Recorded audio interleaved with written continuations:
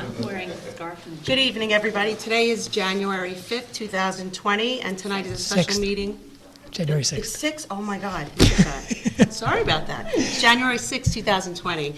And tonight is a special meeting and workshop of the Board of Education. Let's do the Pledge of Allegiance.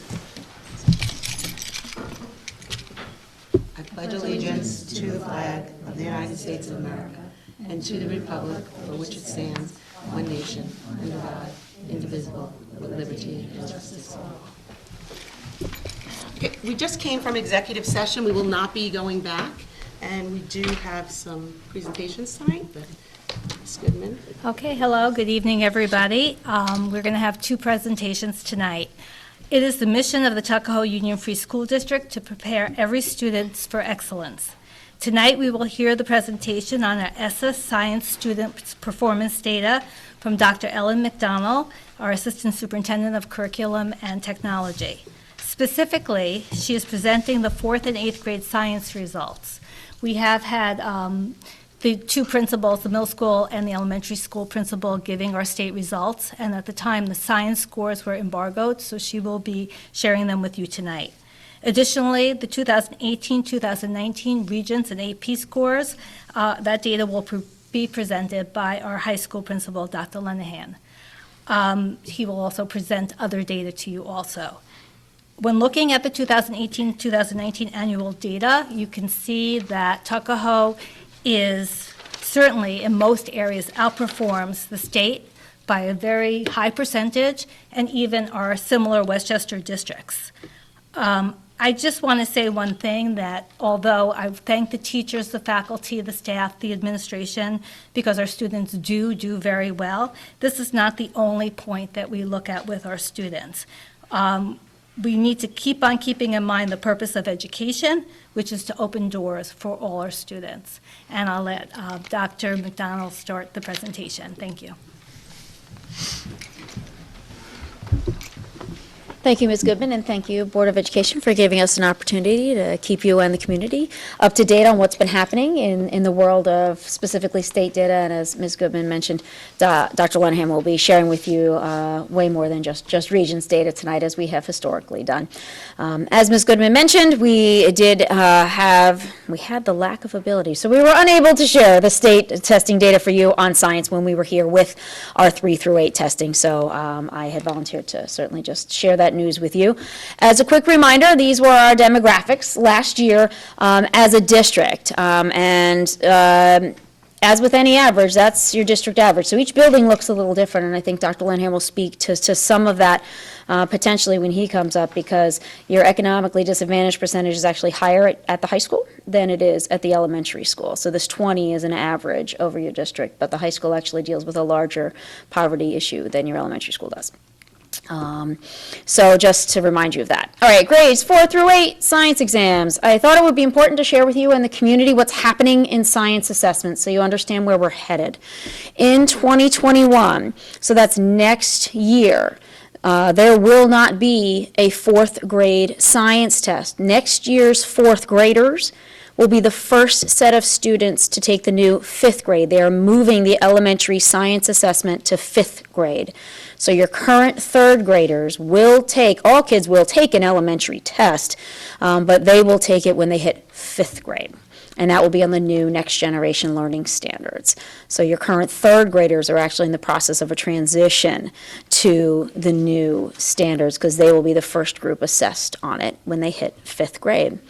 So the year after 2021 and 2022 is when 5th grade and 8th will take the new. So it stays in 8th grade, but it is a new assessment. And then the year after that, life science, that they have yet to actually lock down the name. This is old biology that they changed to living environment as the name of the Regents and the standards, and they're calling it life science right now, but they actually haven't committed to that being the name of the Regents exam yet. But in earth science will be new, and then the year after that is when chemistry and physics are supposed to go new.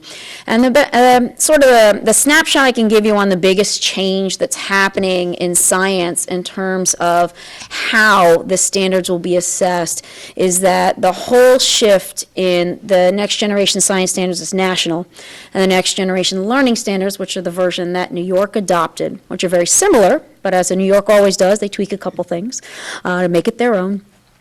Is that we are moving from tests that are more based on knowing the skills, the names of the types of clouds, the names of the types of stones, and things like that, into what is called a phenomena-based approach to both instruction and assessment. So you may show up, and I think of it more aligned to like a DBQ in social studies, where you show up and the test has a bunch of data and a bunch of interesting things that you have to read and figure out, and use the skills you were taught to understand the underlying science. So you may have done a unit where volcanoes were the content, and you learned skills of how to interpret what was given to you, and maybe the one on the test is going to be an earthquake, not a volcano, right? Like that kind of massive change. So we've started that already, and we'll get into that when we get into our strategic plan reviews in the coming workshops as to what we're doing with teachers to help prepare them so instruction and assessment in the classroom will more align to this new way of assessing. We do not have sample questions from the state yet. We do not have the blueprints yet for these tests, but they're hitting in 2021, so we really can't wait much longer. Okay, so how did our kids do? So this is 4th grade and 8th grade last year on the 2019 science, and we put these in the same order as we did for ELA and math in terms of slides, so that all of you who love to go back and take a peek, it hopefully will ring a bell and be parallel in understanding. So the state is in blue on the left, the county is in the middle, and how Tuckahoe did is on the right in green. For 8th grade in science, unlike what we do in math, all of our 8th graders who do test, whether they took earth science or regular 8th grade science, do take the 8th grade science exam. Just as a reminder, our algebra students in 8th grade, we do not have sit for the 8th grade math test. They just sit for their Regents exam. So their data is not in that bar. Here it is. I will not say it is all 8th graders, because we do have families who have their children refuse to test, but those who took it did include some earth science students. We do ask them both to take the test, because it's more than 1 year. It's actually a 3-year test. It's 6th, 7th, and 8th, and we do want to learn, how we're doing. It's a multi-year assessment. It's different than algebra, which is a 1-year assessment. So we like them to take both, and they do. So in terms of how we've done over the years, right, that's what this one is. Ourselves, 2015 through 2019, you see that 4th grade has been standard. 100% of the kids are achieving proficiency on the 4th grade assessment. And that has been consistent for us. And we've been on what I would call a slightly upward trend in 8th grade performance. Certainly we are pleased to see that happen. And that's really it for 4th and 8th grade science. It's only a couple of slides. So I'll hand it over to Dr. Lenihan, unless, Ms. Goodman, did you want me to take any questions on that? Sure, yeah. Are you done? That's it for the science for 4th and 8th, yes. So anything on that, I'm happy to. Maybe you had said when we did the math review, but I Sure. don't remember. What is the reason for the algebra kids not taking the 8th grade math, but the Regents level science? Right. So the algebra exam is an exam on 1 year's worth of learning, as is the 8th grade math. It's on 1 year's worth of learning that those algebra kids never took that class. They never took 8th grade math, right? They went from 7th accelerated, which had some of 8th grade, straight into algebra in 8th grade. And so when thinking about what we're doing and how many tests, right, it's a balance, and made the decision years ago, probably the year before I got here, about 7 years ago, because we were given the choice by the state that we could have them not take both. The difference, the reason why, it's more of a question, why do we make them take both in science, is because that 8th grade science test is a multi-year assessment. It's looking at how do we do in 6th, 7th, and 8th grade, and we'd love to collect that data. So it's more, not a question of why do we not do that, but why do we do both, because it's not a single-year assessment, the 8th grade science exam, so we like to collect that data, and the children do take them both. Does that get at what you're asking me, though? Okay. Any other questions? All right. Dr. Lenihan. Thank you. Thank you.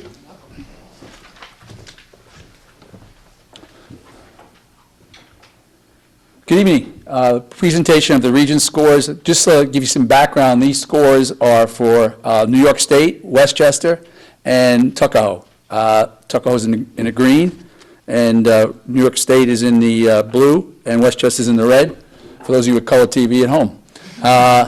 Basically, I would just like to add that this includes not just June Regents, but also the Regents from January and the previous August. So students who unfortunately went to summer school, that date is in this for everybody. So just to give you some, I'll work with Westchester and Tuckahoe. English, basically 96% passing in Tuckahoe, 83% for Westchester. 76% for Westchester in algebra, 96% for Tuckahoe. Geometry, which is a very, very rigorous exam. I would say a lot of schools don't offer the Regents, and maybe that's the reason. Basically, 76% passing in Westchester, 100% in Tuckahoe. Algebra 2, 91% for Westchester, 95% for Tuckahoe. Global history, 91% for Westchester, 87% for Tuckahoe. That basically, by the way, is a new curriculum, so we'll beat Westchester next year. We'll go after them. U.S. history, 83% all Westchester, 94% for Tuckahoe. Moving along, on the Regents continued. Earth science, which is the middle school cohort, that basically 91% for Tuckahoe, 71% for Westchester. Living environment, biology, that's primarily our 9th grade, 94% for Tuckahoe, 78% for Westchester. Chemistry, another rigorous exam, 82% for Westchester, 80% for Tuckahoe. And physics, 83% for Westchester, only 40% for Tuckahoe. That's an anomaly, just to let you know, for the last year. We've already made changes, and we're looking for better counseling of students. The rigorous of physics is you have to teach math and the physics content at the same time. So we're working on that. Also, it's an anomaly. The previous years, we've averaged about 85 to 90% passing. Can I- What is considered proficient? Is it just over 65%, like passing? Yes, passing. Advanced placement exams. This is an overview of where we're at.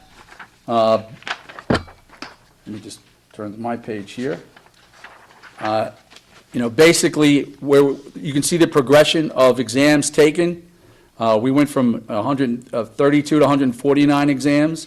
We also have a larger junior class that is now the senior class, in fairness. But we have expanded. You can see the growth, the trend is upward. Also, the number of students taking exams, 109 from 98. We have the number of students, just so you know, in AP exams, 3, it's based on a 5, rating of 5, and 3 is considering a success. So those scoring, 3 or above, we went from 63 students to 83 students. So, there's progress there of 22 students increase. That's the general analysis. I'll take you through each exam. So 3 is considered a success, and I'll read off what we have. English, Lit, and Composition is 3.9. U.S. History, 3.29. Biology, 2.57. Chemistry, 3.36. Psychology, AP Psych, 3.05. U.S. Government and Politics, 3.43. AP Calc, 2.07. Studio Art, 4.5. Spanish was a 4 average. Only 1 student in that, but we have increased enrollment this year. Italian, 4. Computer science, this is the AP course taught here, 4.3. We offered online computer science for students, for 4 students. Scores a little lower, 2.25. We have students who take Japanese on Saturdays. We offered the exam for them. They did very well, 4.5. And we had a student who was a sophomore doing independent study for world history who scored a 5. So just to give you background on the graduating class last year, 56 students, a very small class. We're up to 90 this year as seniors. 93% enrolled in a 4- and 2-year college. They made a lot of money, as far as $5.2 million offered in scholarships from colleges and university. Obviously, if you get multiple offers, you can only go to 1 school, so that's a little misleading, but it's still, we total it up every year. 47,000 locally through the guidance office. Highlights from last year, 20 students were named AP Scholars by the College Board. 5 were named, of those were named AP Scholars of Distinction, which means basically they took 5 AP exams and averaged a score of 3.5 or higher. On the June Regents last year, more than 40% of the students achieved mastery, which is 85%, on earth science, biology, English, U.S. history, global. Those are up in the 60% range. Geometry and Algebra 1 Regents. That included the middle school students also, Algebra 1. Tuckahoe earned the distinction of being New York State Recognition School last year from the state, and over 35% of our graduates traditionally receive advanced Regents diplomas or advanced with honors.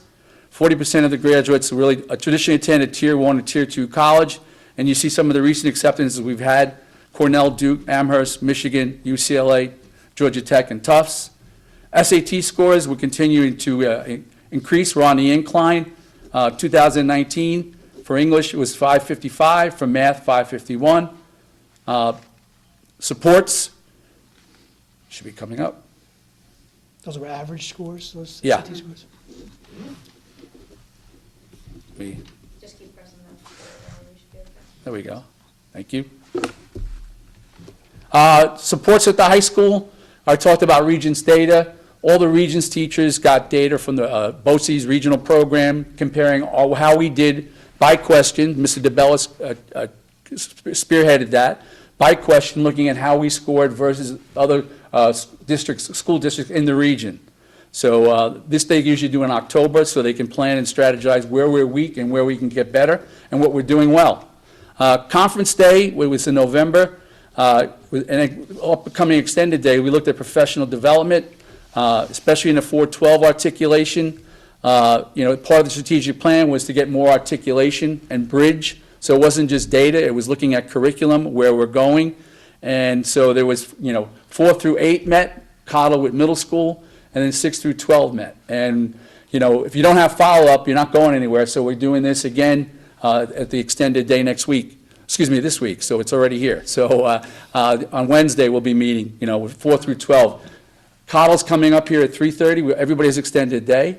They're going to meet with the middle school 3:30 to 4:30. And before Coddle comes up, the high school will meet with the middle school on the core area curriculum areas. Next generation standards, we're working on that. It depends on what course you're in and when they're rolling out.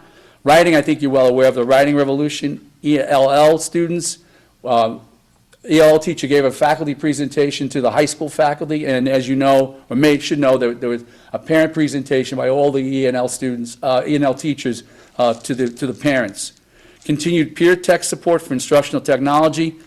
This is anecdotal, but I will tell you, I think Tuckahoe is ahead of the curve.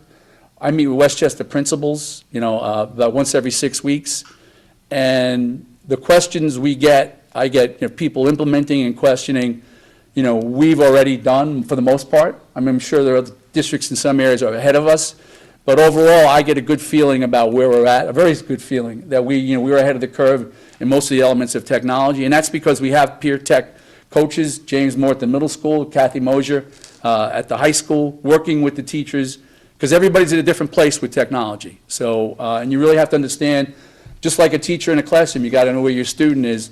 These peer tech coaches have to know where the teacher is to make them better. Doctor, you're talking more about the use of technology in teaching or Yes. technology education? Both. Both. Really. Yes, it's used for assessment, it's used for research by the students. Right. And then teachers, obviously, the smart board, what they're using, we have I'll go to the next page on visual literacy. What are we bringing in? How are we changing the curriculum? On the next, I'm jumping ahead, but, I'll just elaborate. With technology, it's been a game breaker in differentiation. I mean, going back 20 years ago, it was all, if you're frontal or it depends on the teacher's style. But what's going on now is technology is making teachers change, they're adapting technology into their style. So with that comes differentiation. So because you don't have to go to the library and go get books, you can just go on the Chromebooks and do your research. Mm-hmm. And you're at a different level, but you know what? You can do the research right there in my class. So it really is, it makes a big difference. The writing curriculum liaisons, I can't tell you enough about the writing revolution. I think that's been really transformative. I'm a former English teacher, in case you didn't know, and teaching writing from a teacher prep program is really non-existent. I've been asking English teachers for 5 years now, when you came out of teacher prep, what writing program were you taught to teach writing in? And, I didn't have one either. I did the Dr. Lenahan, it was Mr. Lenahan at that time, but basically, and I would actually sit outside teachers' classes to see, my first year teaching, so I could try and learn. So, and so writing is a very challenging thing to teach, and this is a strategy, it's not a program, and it also teaches, the grammar and the mechanics, but also it brings the critical thinking out from students, above and beyond, no matter what the content area. All right, we talked about differentiating in technology per your question, Pete. It's student choice reading program and distributed library system. This is 612. Basically what we have now is through technology and student choice reading. We have students doing more reading than they've ever done. To have students to get up and come to the library to read. And they're doing the student choice reading similar to you do a classroom reading, where they have to do the same type of analysis, literary analysis, same type of discipline. The teacher works with the students on their choice book, and what's the character? What's the plot? What's the conflict? So the analysis the difference is it's what students are interested in. So, the research will tell you if you have a class book, it could be a classic book most people like, but 20% of the kids are not interested. The other 30% may be lukewarm, and they may be into it or not, and the other 50%, they may be into it. So you lose a lot of kids. We're not going away from class reading, though. We do have the classics, but this is just another asset. Visual literacy, the Jacob Burns Partnership. I think you saw what the cinematic concert that Mr. Duchateau did in December. So the English teachers in the middle school and the high school, for the most part, are trained in visual literacy, bringing that because we want to get the readers to understand the visual medium and be able to analyze the visual medium, because all you have to do is take out your phone and you'll see how important it is. And the non-readers, we use the visual literacy to get them into reading. So it's a two-prong approach. A grade level guidance and parent evening presentations at the high school. Our guidance counselors have given 4 presentations. Basically, they did the 8th grade parents coming into the high school in December. They did the 10th and 11th grade teachers in November, parents in November. They did the 12th grade in September. So, they're well on their way. They're out in the evenings. They want to present the program the parents are going to be coming into. And they want to, obviously, you go to a meeting with guidance counselors, maybe, unless you're a guidance counselor, you really don't absorb everything. So they come back the following year. And really, it's a stream of really guiding the parents through the program. College and career information, I'll bring that up on the guidance website in a minute, just to give you an example. And the senior internship, I'll give you some data on that in the next slide or two. And virtual job shadow, this is technology. They used to, for career orientation, they do the inventory, if you remember from the 1980s and 90s, on what your aptitude is. You fill out the form, they put it in a data machine, and you come out and they tell you, you should be whatever. But this is virtual job shadow. I used this when we were running the business club. You've got virtually people who are in the trenches in their careers, telling you what the job is, telling you what it entails, the tough part and also the glamorous part, and what the potential for income is. So, and then on top of that, technology and the guidance, also what college, if you're interested in that career, what colleges have that major? So that's sort of, tying everything together. I mentioned the website. Here's what some of the elements on it. If you're a parent at home and a 9th grader, 10th grader, college application, you can take you through the process. There's a checklist there. If your student's an 11th or 12th grader, you've got financial aid, college visits, course offerings. They have practice exams, accommodations, scholarships. So it's pretty much all there. And, we're always looking to improve. But, the guidance counselors worked very hard to put, this together, and we're very proud of it. You can go on virtual college tours if you see the last one. So, you don't have to spend a weekend at a hotel driving 400 miles. You can actually do a virtual tour before you leave. College majors, I mentioned before, we talked about careers. Here's a list of majors. You can look this up online and see what it entails. When I talk to people about business, everybody wants to go into marketing. And when I ask them what that is, they really are not that, aware of what marketing is and what you have to do to be a marketing manager. So this will give you some background on that, including the virtual job shadow that I talked about. The senior internship, this has always, been a big success. We talked about careers. We talked about giving students real-life assessments, and this is a course. They do get assessed on it and get a grade. Basically, it was reinstated in 2017. You can see the participation has increased. Last year, seniors, we had 51 participating seniors, small class, so it's about almost 90% of the class participated. And, here's some of the intern sites. Mr. Colaswano does a great job in bringing, the students together and with and the point of it is really, if you're really interested in something, go out and try it for 6 weeks.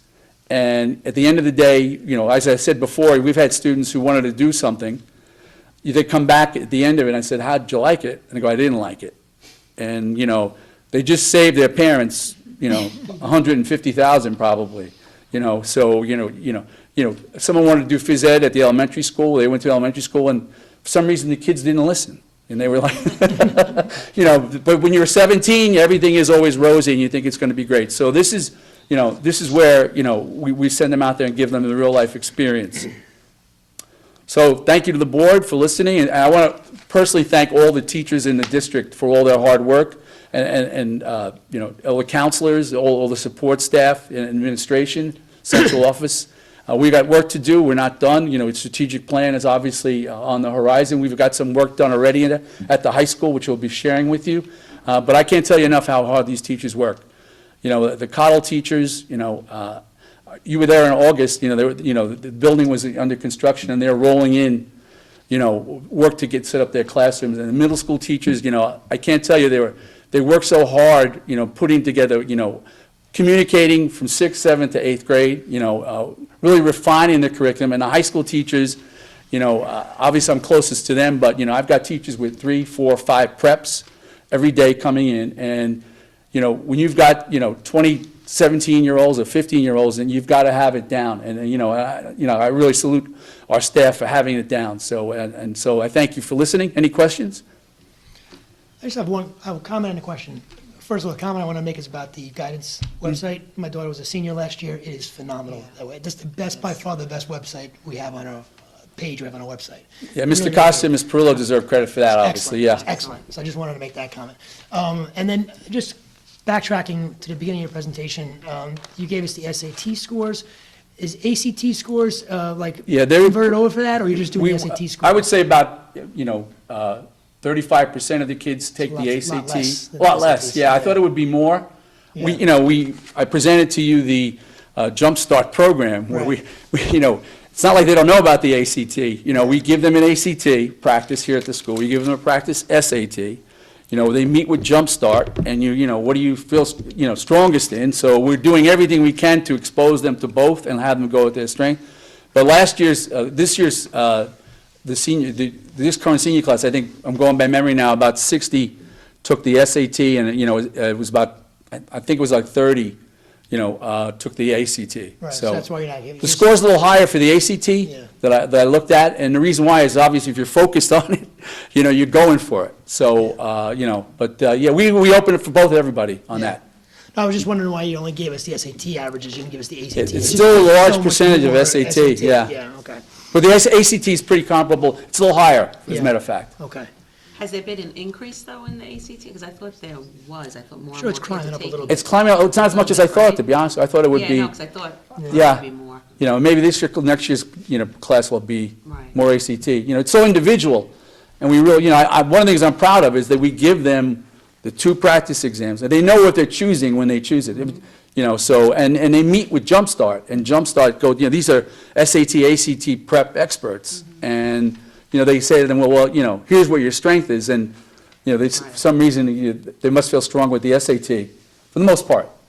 One little bit of recommendation I would give, as having gone through this as a parent, and you can rebut me if I think That's I'm right. wrong. But my daughter actually was assessed to be better at ACT. She prepared for the ACT. Right. Took it, and then she took the SAT without really preparing for it and did better. Really? SAT than so some people have been You got talking me there. about- I don't. So I just wonder sometimes the assessment of what you think may be the Yeah, better that's test. true. And I kind of recommend take both because. Oh, yeah. Prepare for one, but take both because you don't have to report the other one. We agree. Right? So it's like sometimes you think you're better at one, but Yeah. really you're better at the other one. Yeah, And I isn't think it really you're no way right. to go? I have no problem with anybody, and a lot of them do take Yeah. both. We're talking about the focus with Jumpstart. Right. There's only so much time No, in a that's day. what happened. Yeah, Jumpstart yeah. told her she was better at ACT, Yeah. and that's what she went with, and then wound up taking the SAT and did better Yeah. than the ACT. So I was just, Nope, fair I'm sure point, that yeah. happens more often than. Oh, I'm sure it does. Yeah. Any So other- the last question I had for you, and this is, I think the support that you give 9 through 12 is great. So I don't want to sound like I'm being picky or I'm being, too needy. But is there more we could do? And I know the limitations are the size of our school, and I know it makes it very hard with scheduling. Yeah. But is there more that we can do in terms of electives for our high schoolers, in terms of getting more real-world type skills? Like, I know we have a computer science AP, but not everybody takes an AP, right? Right. Is there ways that we can get, I know we're using technology and instruction a lot, that's great. But in terms of getting more in technology instruction or even other types of life skills, business skills, entrepreneurship, I'd love to see more of that in the high school level. Sure. I know the challenge is the size, Yeah. scheduling, but are you thinking about ways that we can do more of that? maybe We're always virtually? thinking, we have an architect, as I presented in September, I think I was here, or October, we introduced architecture. Yes, that's right. And that's yes. doing well. Which is great, yeah. So, and then we have the digital art program, so, not only was an English teacher, but I have a business background, so, I see, when I walk around the school, I see business applications to almost everything.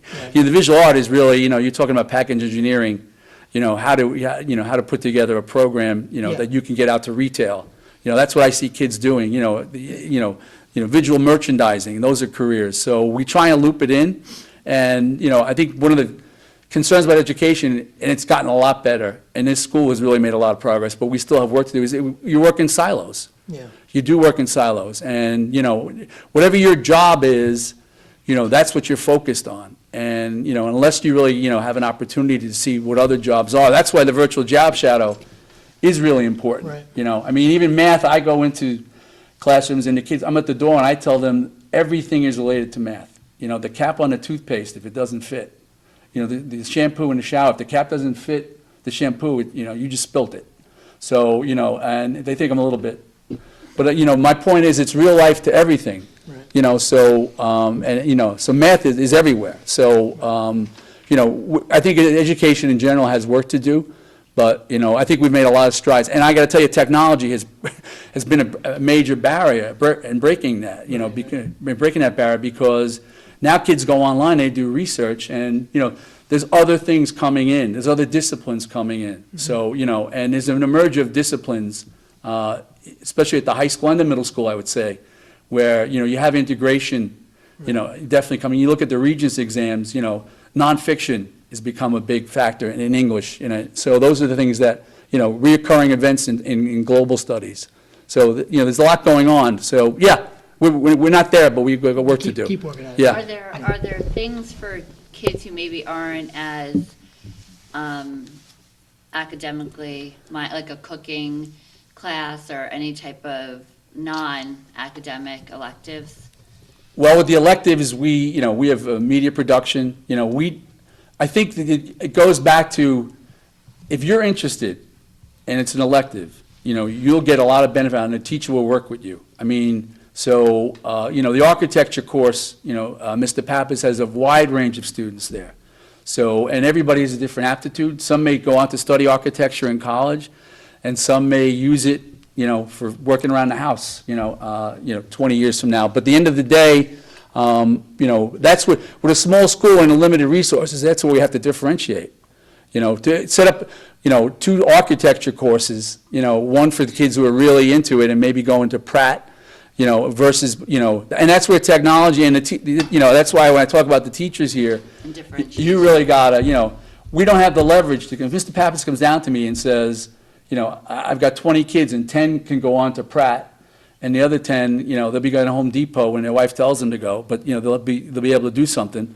That's, so can you give me 2 courses? The answer's probably gonna be no, because it's, we have a budget, Of but course. at the end of the day, really, that's why, the teachers in a differentiation, and what they're doing is really just, to me, the remarkable job they do. I have a question, because it was one of them that was sort of independent, like the AP Global. So are we like looking into that more, like if kids want to take something that maybe doesn't fit in their schedule and that we're Oh, not yeah. offering? Are we Yeah, letting, we have- I guess, kids and parents know that that's an option if they want to? Yeah, this was on assessment, but we have, with online courses, I mean, we broke the record this year, so I'll say that. And what we do is we offer it for kids, like the computer science, the AP computer science that you saw there is a higher level than the computer science we have. So just looking, the numbers are somewhat. If we have 20 kids in Dr. Mosher's computer science that we offer here, and then they take that, and then 4 kids want to go on to the advanced computer science, or 3 kids, we offer that online. So if it's above what we offer, we've had calculus, we offer calculus AB, and if kids want to take BC, which is very rigorous, we offer that online. The other thing we do online is, because of the schedule, if a student comes to me and guidance comes to me and they says they want to take AP Psych, we offer it once a day, and basically, I can't fit government in. We've had kids take government online. So I'd be surprised that, one is the necessity is the mother of invention. I think we are probably way ahead of other people in the online program. I'd be surprised per capita with the students because of that reason. Right. Because you've got tight schedules. yeah. So, we've been very creative there in offering what we can. So I think we have, I don't have the data in, but I think we have like 14 or 15 easily students taking online courses, and varied, but you can't offer it because the district pays for it. Right. So if someone wants to come in and take online, make up the course, then it becomes, you got a financial issue. Right. And you may get a phone call, Ms. Goodman may get a phone call, Dr. Lenihan said, I want him to take online, whatever, and if it doesn't fit that criteria, you have to have a criteria. Basically, it won't fit in their schedule, or basically, it's advanced beyond what we offer. We don't want to hold you back. So otherwise, you'll be, Yeah. and you have to have some rules and regulations regarding that, for the financial part of it, first of all. And second of all, you got everybody all over the place. Right. You know, Where are the online courses generated from? We actually use Accelerated U from BOCES, Upstate BOCES program offers it. We've done it for about 10 years. The kids log in from their Yeah. Chromebooks? Yeah, and they get updates from So they do it BOCES. on their own time, whenever they want to do it? Yep, yeah, and look, it varies, by student, varies by the teachers. We've had very few issues over 10 years. We've had some. My first year doing it, I will tell you, I had an AP Psych teacher, which they cut, and I had 15 kids. I actually introduced online AP Psychology, and I got criticized to some degree. But basically, the way it worked was this: the teacher, wasn't that demanding, so I didn't get that many complaints. But at the end of the day, they didn't do as well, so you have to balance it. It's like, obviously, if you have a demanding teacher, you'll hear kids complaining, but at the end of the day, they're learning. Okay, So- if I could just say one thing about online classes, because I don't want it to be misconstrued since this is being taped. I mean, we're very careful about which online courses we let students take. They don't take the place of a course that a student has, a core academic course. Yeah. It's given by a teacher, because we're doing it through BOCES. There's been a lot of issues with online classes. Mainly, we want kids to be taught by teachers in front of them. That's the best But when way. we have some subjects that, because we're a small school, we do offer that, but it's not Yeah, it's no. not a common occurrence. Right. And And they all have New York State certified teachers. it's New York State certified Yeah. teachers, so, yeah. I mean, look, there's nothing that having we have a lot of great teachers, and just having a great teacher right in front of you to get you through it. And, it's got to be an exception. It won't fit in your schedule, and we've looked at 6 ways to Sunday, or basically, if you want to take AP Calculus BC, Right. and you're that gifted, God bless you, you can go for it, because there might be one, I think we've had 2 students take it in 10 years. I mean, and that's how, and it's rigorous, so, and we treat it just as, the grade's the grade. There's no, Right. whatever you get, it's part of the transcript. So. I just have one quick question, and just to change, just going back to the scores. When you see chemistry and physics, like just looking at that, I'm curious, when you see that drop or when you see that low number, whether it's an anomaly or whatever that is driving that, as a principal, what is your, how do you address that as far as peeling it back? Is there a certain area? Is there a certain content? Is there something that you can say, aha, and next year that we can not prevent or maybe just bring it up? Yeah, well, I've been in the physics class, and, we have a new teacher this year, and basically, she's working on the math skills. We're actually considering to open it up to more students, really not offering the Regents. Let me give you a background on the upper end Regents. Basically, when you talk about geometry, algebra 2, chemistry, physics, a lot of New York State schools, they basically don't offer the Regents because they want to expand it to more students. But the rigor, and I would put the rigor in the upper echelon Regents up against any school program. And I know some schools market themselves as we're above the Regents. I would question that, anecdotally, I really would, because the Regents exams, algebra is part of a graduation requirement, so, I think the state is very liberal there, I'll leave it at that.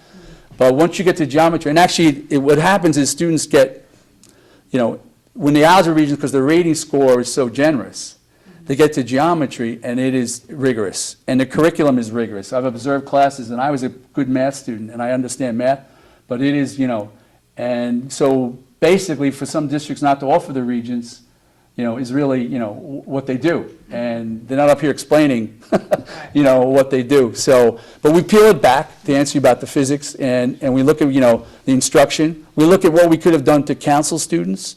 We've gotten more objective as far as who belongs there and who doesn't. And as I said when I commented, basically, physics is tough because you have to teach. You can't be teaching the math and the content at the same time. So STEM students are very interested in physics, but unless they have the math background and the foundation, we're looking at that from a guidance Makes sense. That makes perspective. That does, Yeah. yeah, you need, it's like a prereq. Yeah, that's what we're looking at. So, we monitor this year, next year I may come back to it a prereq, or I'll bring in my PPLT and see how we're going to handle that. Chemistry is the same. Our chemistry scores have been good. Our retired teacher was one of the best in the States. I think we've got a wonderful teacher up there now. And basically, but it is a rigorous program. We have some students who don't take chemistry Regents, but overall, we push them in. And I would say that's maybe an exception. Is that 11th grade? Is that 10th? Usually 10th grade. Oh, it's 10th grade. Yeah, they take the earth science in middle school, and everybody takes biology, and we try to get everybody into chemistry as a sophomore. So then after that, where they branch off, it's electives, or the AP Bio, AP Chem. So they have, if they're done with chemistry as a sophomore, they have 2 years to take AP Bio, AP Chem, AP Psych. So that's some of the, that's the branch off. Got it, okay. Thank you. Are they given like additional instructional support? Was that number for the physics a surprise to the physics teacher?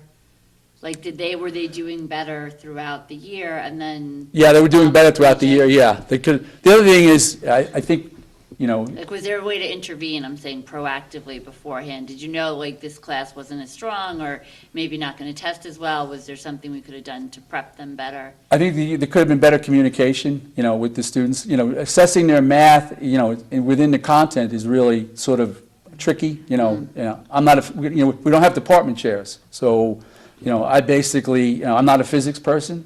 Right. So that's a challenge from the district perspective. Right. So, I just want to say something, too. I think it's a balancing act, too. Regardless of, those scores really were, and I know just the inside information that you really looked at it, and there were changes made in terms of the physics scores. But there's always this balancing act also about taking a higher level Yeah. class. We want to give students access to it, but also are students ready for it? And that's something that we continue to work on in terms of with parents and with students, and make sure that students are in the most rigorous course for them. Right. And I think that that's just a balancing act that we work on. And get better and better at. any other questions? All right, No, thank you very much, thank you. appreciate it. Thank you Okay. very much. Thank you. I just want to say that was just a great presentation. I want to thank both of our administrators, Dr. McDonald and also Dr. Linehan. It was extremely informative. And I also want to thank our teachers, our support staff for, it is a small school, and I do think mainly we have excellent results, and we Yeah. should be very proud. Yeah, So I'm proud of them. course, we harp on the negative stuff, but obviously overall, the scores are Yeah, the great. Well, I majority Yeah, kind of yeah. think the reason that we do is we say, what can we do to sort of help? Yeah. Is there Oh, something that we absolutely. can provide support? And we do that too, so we totally appreciate Yeah. that. I think No, it's but important for obviously a it's board to great. do that. Overall, Oh, great. it's incredibly impressive. Very. And the teachers are awesome, so, Yeah. thank you. Thank you. Thank you. Thank you, Mr. DeBellis, too. Thank Mr. DeBellis, yes, thank you. He's a big advocate, and, you know, he really is, he makes a big difference at both the high school and middle school, so we appreciate everything he does. Thank you. Thank you. Okay, I believe that's all we have for tonight, so good night, everybody. Okay. I do want to say we do have a board meeting, and correct me if I'm wrong, January 13th. Yes, that's Next correct. week. Yep. And we do have I believe the architects will be here. Yes. presenting. Yes. So if you can come, it would be great so that, or just tune in so that you can see what's going on. The architects will be here, and also that's right. the BOCES folks that are helping us with the superintendent search, they're also going to come and do a presentation as All well. right, we'll have the assistant superintendent of Yeah. curriculum from BOCES is going to discuss, Yep, selection process. Right. Yeah. yeah, So definitely, if you haven't been tuning in, tune in for that one, because it's going to be a good one. yep, Thank you. That's all. Thank you. Thank you. Thank you. Take care. Have a good night, everybody. Thanks. Thank you. Thank you.